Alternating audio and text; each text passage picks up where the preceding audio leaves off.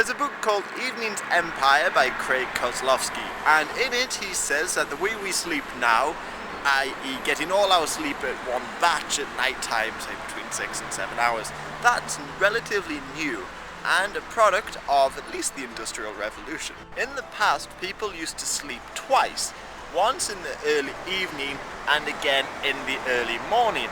Now, there's a couple reasons why this is, but the most important reason, he says anyway, is the lack of light. Candles were very expensive, so a lot of activities in the evening were limited, so people just used to fall asleep early.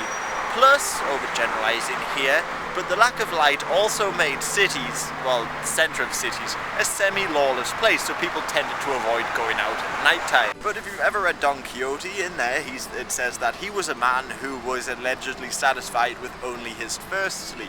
And his first sleep is also mentioned in Dickens's Barnaby Rudge.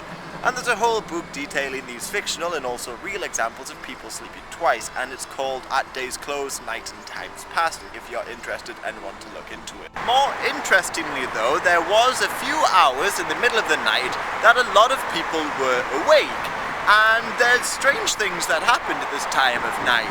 For instance, a lot of secret prayer groups were conducted in Europe across the Reformation, for instance, be it Catholic or Protestant.